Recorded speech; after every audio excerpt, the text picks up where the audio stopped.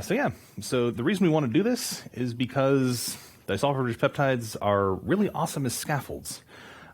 So they're really stable because they're full of disulfide bonds, and they're resistant to pretty much every kind of degradation you can think of. They're resistant to proteases, they're not very immunogenic, they tend to be very thermostable, and they're also short enough that you can chemically synthesize them. So if you want to put in non-canonicals or something like that, that's a relatively straightforward process. The problem is that natural ones aren't very designable because they're mostly held together by side chain interactions. They don't really have a lot of secondary structure. They don't have a really well-defined core. So if you want to design these, it's a very failure-prone process. But we can make ones that look like proteins. And in fact, this has been done. We've all seen Gabe Rockland's stuff. We've seen Chris Ball's stuff. So we have protein-like mini-proteins of various shapes. But even these, first of all, they're all vaguely similar. The diversity here is not what it could be. And even these are still held together partly by the surface. So if we want to maximize the designability of these molecules, we need to maximize the contribution of the core, which you may note is not especially large. So in order to do this, there's a couple difficult problems that we have to solve to put a pipeline together that will generate these molecules for us very rapidly. The first of which is generating a lot of these backbones very rapidly, because most of them are going to just fail. The second thing is we need to be able to put disulfides in them in a way that is amenable to our various demands. And we need to interdigitate the cores, because these things are so small, there's not really much holding them together. If the cores can slide around, you have a lot of structural change that you really don't want. And ideally, for our purposes, we'd like to do this really rapidly, and I have way more cores than I have eyes, so we'd like to not have to inspect these. So for the first problem, we obviously need to novo design, and sewing has sort of one attribute that makes it really ideal for this process, and that is that there is no parameter file, there's no blueprints. You just give it a bunch of parts, and it will randomly recombine them according to the structural homology of their termini. So I can come up with one set of fragments and just run this over and over and over again and get thousands and thousands of different designs that all conform to whatever length requirement and global shape requirements that I want to impose on them, but aren't otherwise constrained to like specific secondary structural lengths. So this is a really efficient way to just generate lots and lots of very different designs that still conform to whatever constraints we want to sort of loosely put on them. And now that we have the version of sewing that uses poses, we can sort of interrupt that process in the middle and add additional constraints and filters and things of that nature, which turns out to be important. So that's kind of step one here, is literally just take a bunch of hairpins and thread on a lot of third helices and then just sort by motif score. So that gets us a lot of helical bundles. Now we have to put in disulfides. Sewing has never done this before. And it's kind of a niche use case here because, first of all, the backbones that we get out aren't good. So when sewing puts them together, there's a lot of breakpoints that are really not ideal in terms of bond lengths and angles. Their secondary structural elements are probably too close together. There's a lot of backbone motion that's going to happen. So if we disulfide link things perfectly as they are, we're kind of trapping ourselves between a rock and a hard place. We also need this to work very quickly, and we can't rely on any residue numbers because these are all different lengths and all the parts are in different places, and ideally we'd like a one-to-one output. So disulfidize is great. It's way better than what we came up with, but it doesn't really work for us because it just makes so many PDBs. And I know Adam Moyer has a much better implementation of the underlying algorithm here. This one just we happen to have lying around, and that is the fuzzy disulfide inserter.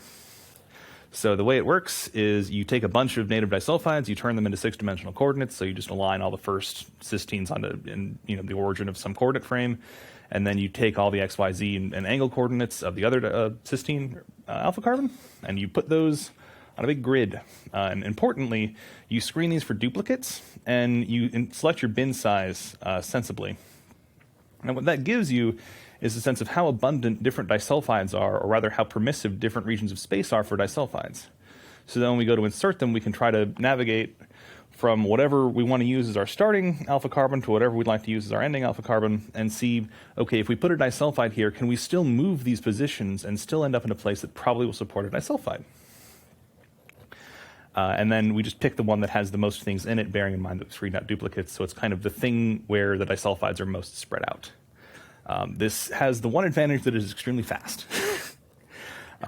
Still relatively failure prone, but that's kind of how we do the disulfides here, and I don't know if you can, you can kind of see them. So the nice thing here is we wanted them on the termini. This lets us pick, from one terminus to the other half of the protein relatively easily. And now core interdigitation. This is kind of the fun part.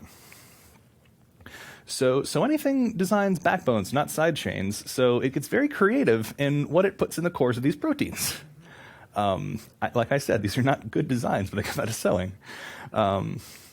Which is a problem, because if you put this through fast relax, it will take that little kind of core and just destroy it. Rightfully so. But rather than put in alanines or whatever, this is kind of the legacy of removing the alanine bug, is that now it just moves the core, the helices apart. And because there's nothing holding these together, remember the core is just a bunch of clashes, what we get over and over again is sort of these open structures. So the way that we fixed this was actually relatively simple. I just wrote a filter that takes a bunch of residue selectors and makes sure that no two alpha carbons are too close together. This counteracts an unfortunate tendency of sewing to put things too close together, mostly because, particularly with helices, if you move the faces of the helices too close together, the sides of the helices are now designably close. So there's a small tendency in motif score to put helices too close together. And then just experimentally, I hit on 4.5 angstroms as the ideal distance for this.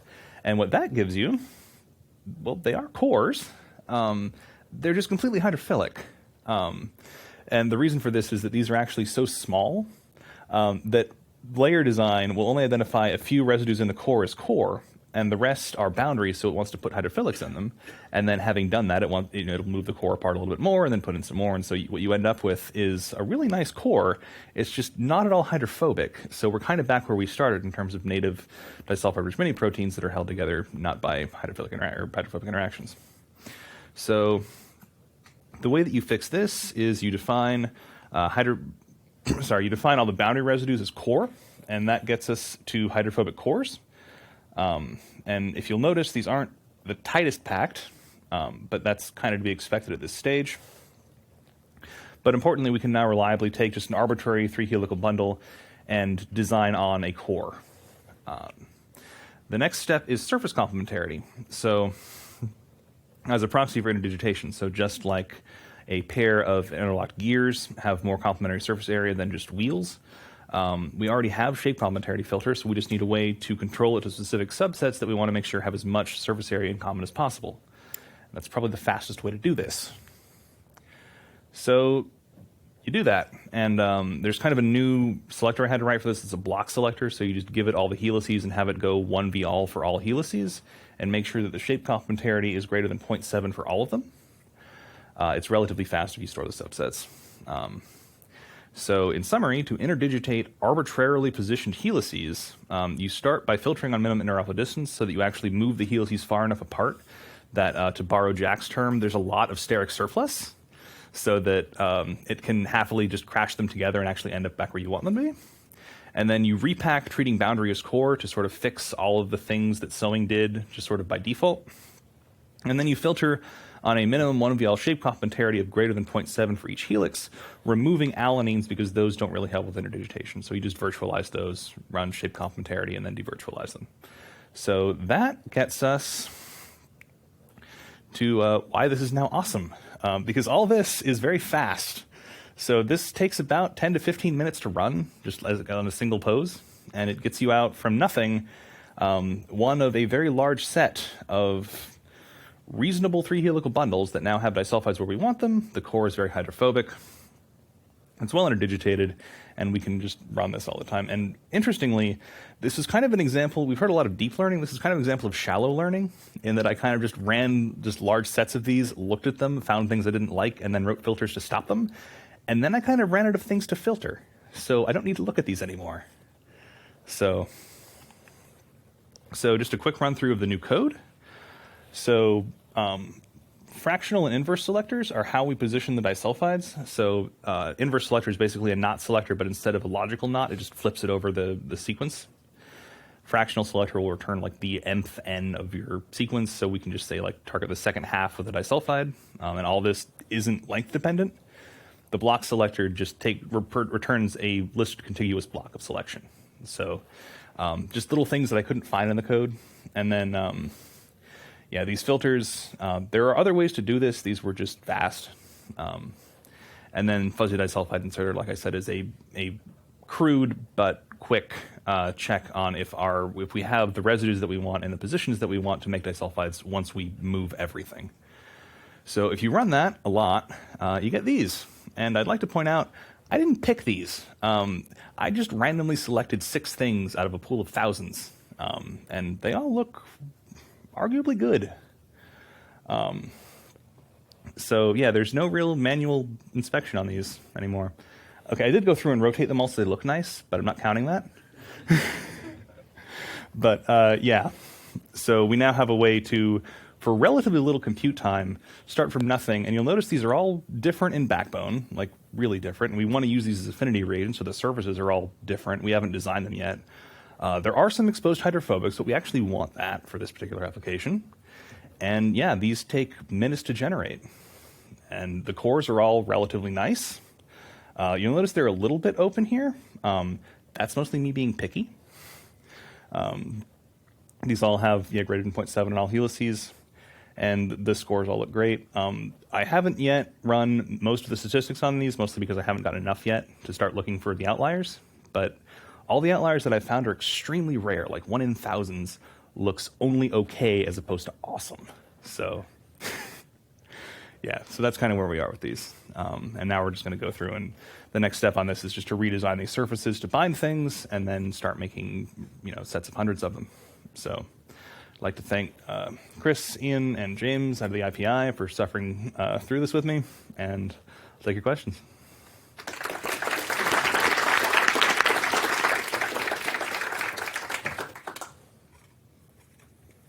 Anybody? Yeah. Can swing do beta strands as well? I mean, these are all alpha helices. Yes. You're limited in diversity again. Yes. So that's been kind of a problem for sewing for a long time. The answer is actually yes, but not as confidently. So you can give sewing strand loops, strand fragments, or strand, et cetera, and it will build you sheets. I just don't have as good a way to filter out ones I don't like yet. So yes, it can build them, and they do score well, and you get the same kind of like extreme diversity. We just wanted to start with alpha helices for these because we have a much richer data set of what native ones look like, because we've never actually used sewing to build large sheets before. So yes, but don't try it yet, because I can't tell you if it's not going to work. Anybody else? Yeah? It's really nice. That's very exciting. Can you help sort out this for me? Sewing picks out fragments from real proteins, but then you're finding they're too close and you have to move them away. If they're in real proteins, shouldn't they have distances that you don't need to filter and they should fit together? Yes, the ones in the individual hairpins do, but when we recombine them, it's typically like if we use 2 hairpins, the first and third helix are now too close together. So it's the connections that we're now making that tend to be biased toward being too close if we don't filter them. I understand. Thank you. Yeah. Yeah. Have you done any structural alignments either within your set or to, say, the PDB to see whether you're sort of banking up different like subclasses of proteins and or relating to existing proteins structurally? Yeah, most of these don't. So we're pretty confident that we're not just recapitulating normal 3 helical bundles. And the way that we're doing that is kind of complicated, and I don't have complete confidence in it yet. But so I'm looking forward to actually presenting on that and future RosettaCons. But it looks at least like we're not getting low RMSD matches to anything in the PDB, or indeed between any 2 of these. So that's kind of exciting. Yeah. How did you adjust the layer design cutoffs? Did you just turn the boundary into the core? Because you could. There's like 3 parameters you can play around with, right? You've got a lot of space. No, I did the thing that was really fast to do in VI and just copied all the boundary stuff into, or the core stuff back into boundary. You could be a little bit more like elegant with it, but this is all just all boundary is now core, in the most literal possible sense. Anything else? There's no more we got one more question. Oh, yeah. All right, this is almost Where's Waldo. Do all of these have disulfides? Yeah. Because I can't find it in all of them. There's one. Okay, that one was hidden. Yeah, but it's like right there if you can see it. There's that one and that one. There's that one. Yeah, now. Yeah. That's yeah. But yeah, they all have disulfides. All right. Well, let's thank Frank one more time.